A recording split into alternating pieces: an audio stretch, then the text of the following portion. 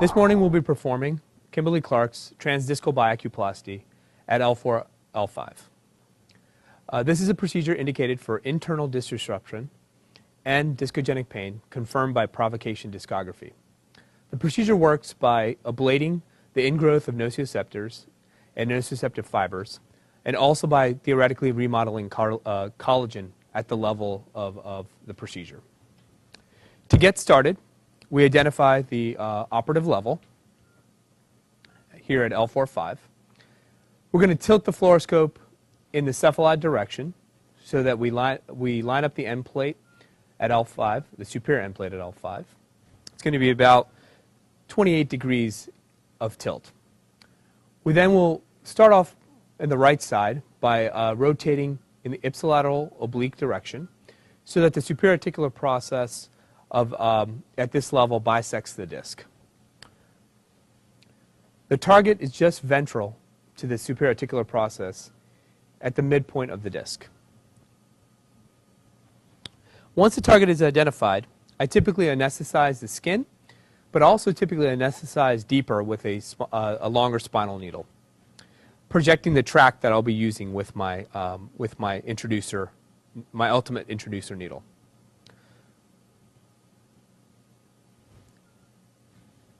Once I place my introducer needle, I'm working to obtain a coaxial approach so that I don't have to make too many changes as I get deeper into the space.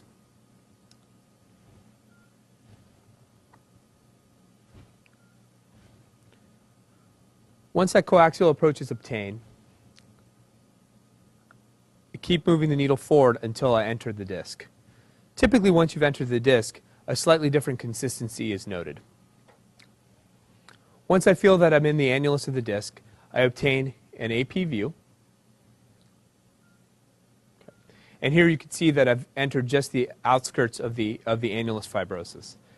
Under AP view, I typically advance somewhat further into the disc. And at this point, I would obtain a lateral view.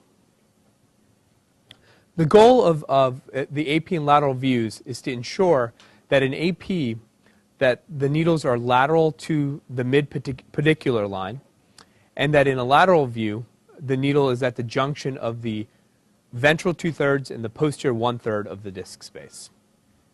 You can see here that we've come across the disc somewhat, but haven't quite achieved the depth that we'd like to. So at this point, I would advance the needle further until I was approximately at the level where I was at the junction of the ventral 2/3 and the posterior 1/3. It's also important to remember that once the needle stylet is removed, that the actual probe itself will project somewhat further than the tip of the needle. At this point, we'd obtain an AP view.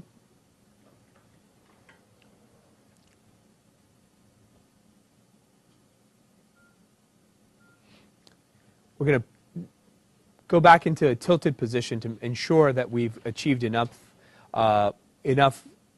depth, and also to confirm that we remain lateral to the mid-pedicular line. And this is an optimal position for this procedure. You'd want to place the left-sided needle with a similar technique as the one used on the right side. Certainly there's no need to reinvent the wheel. You can use the same measurements and just reverse them to the other side to place the probes appropriately, or the needles appropriately. Again, you'd want to ensure a perpendicular coaxial technique to do this. Once you've got the needles in and you're comfortable with the position, and you take a picture that shows that the needles are superimposed, as they are in this picture, you'd remove the stylets and place the probes.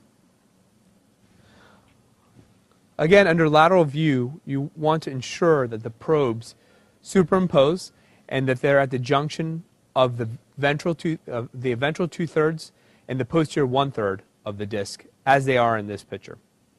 Once you're comfortable with your view under lateral imaging and the positioning under lateral imaging, you would then once again return to AP imaging to ensure that the probes were placed appropriately.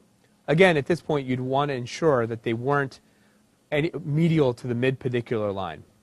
It's also important to maintain a consistent degree of tilt to ensure that you're getting the same picture.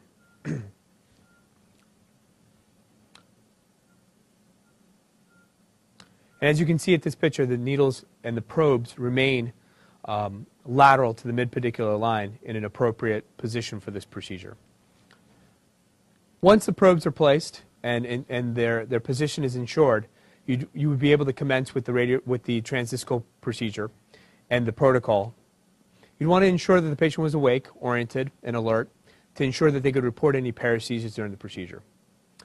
Following the procedure, I remove the probes and the needles, ensuring that the probes are intact, and I have a brace placed on the patient while they're in the prone position. They then move on to the recovery room stretcher with the brace on, and I restrict hip flexion for several weeks following the procedure. We also have the patient go through a very regimented recovery and physical therapy protocol to ensure optimal healing time. This procedure, the transdiscal biaculoplasty, again, is appropriate for patients with internal disc disruption and discogenic pain confirmed by provocation discography. Thank you for watching.